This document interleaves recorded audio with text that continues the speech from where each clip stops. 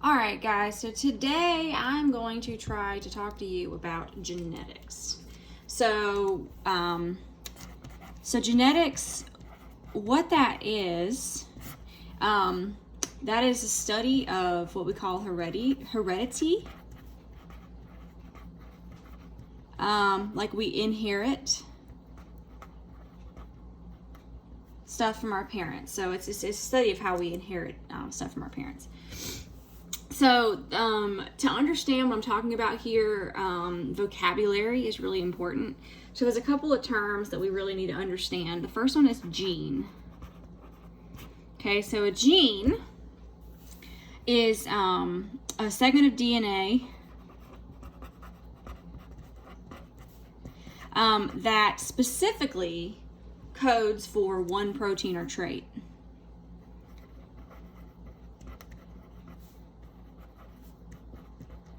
So we talked about how to figure out the protein from the DNA. But in this case here, all you have to remember is that it's a segment of DNA that's coding for the trait. So the genetic trait that we're talking about. Say, for example, eye color. And so then we have alleles, which are versions of genes. So a lot of times we look at it in terms of letters. So we have like, let's say big A and little a. So maybe big A is brown eyes, and then little a is blue eyes. And it could be A, or we could use B, or whatever. I mean, it really doesn't matter, as long as one of them's capital and one's lowercase, for the majority of the time. There are some exceptions to that too, but for this lesson here, we're doing capital and lowercase. For those, we have the recessive and the dominant traits. So the dominant sounds like it dominates the recessive. And if something is recessive, that means it's like recessing under something. So this is the under, the dominant. And this is dominates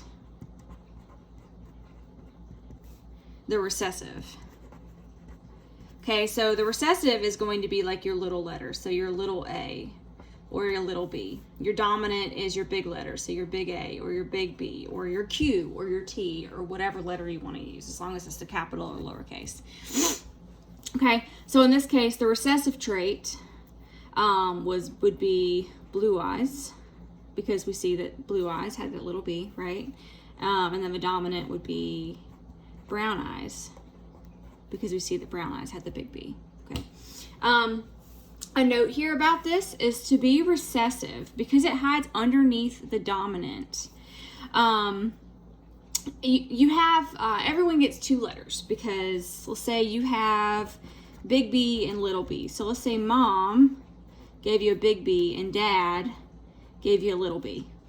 Okay. So everyone has two letters. In this case, because the little b is recessive, it's hiding under the dominant. So we're actually just looking at that to see what color eyes that you would have from your parents if that's what they gave you. So in this case, it'd have brown eyes, because it has that big B, and the big B dominates. Now, to have brown eyes, you can also have big B, because well, clearly he's got big B's, right? There's no little b options. So big B, little b has a big B, so that's also brown. So little b is the only option here that has no big B's, right? So that's the only way it's going to be blue. So to be recessive, you have to have two copies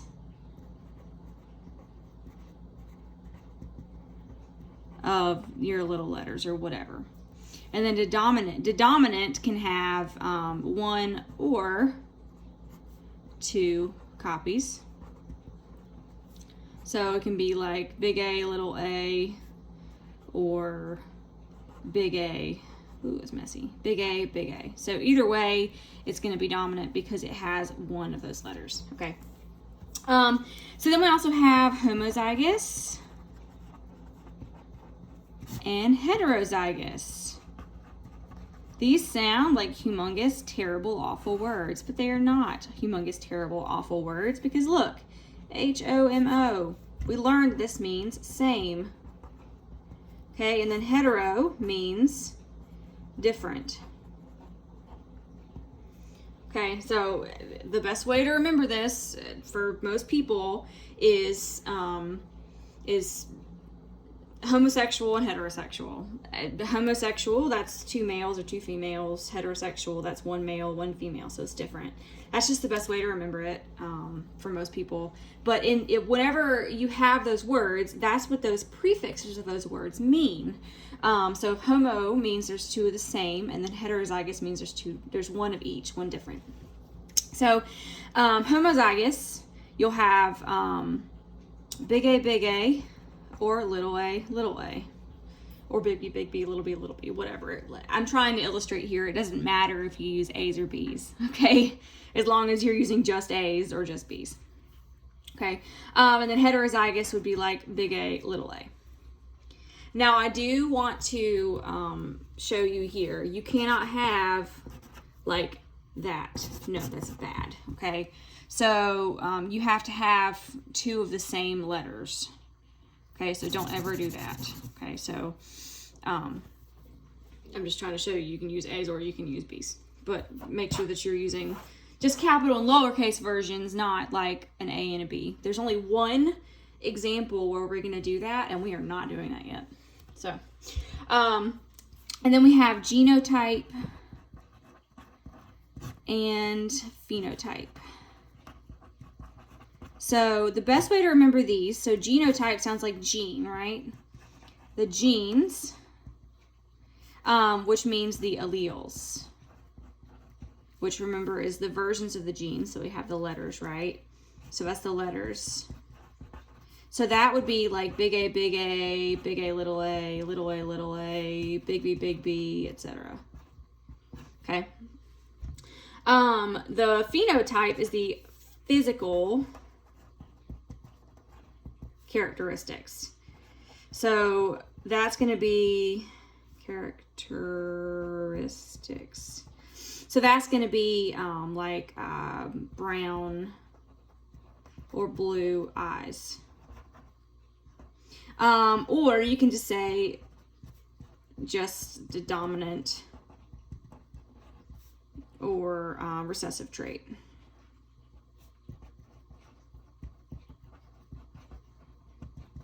Okay. So if you say dominant or recessive trait, that means you're looking at what they actually look like. So remember, like here for the brown eyes, for example, if they have brown eyes, all you know is they have brown eyes. Do you have any idea whether or not they're big B, or big B, little b? I mean, the answer to that is no. You don't actually know unless you know what their parents were or whatever, right?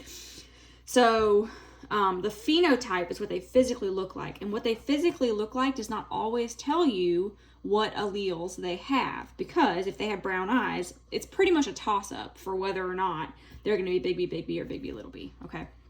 But in this case, if they have blue eyes, we knew that blue was recessive, so they can't have no big B, so if they have blue eyes, they have to only have little ones. Okay, so, and then the last vocab word here is a zygote. So zygote is what we call a fertilized egg. Okay, so that means that's the egg plus sperm. And we learned that the egg has one copy of each chromosome, and the sperm has one copy of each chromosome. Okay, so you get one copy from each parent.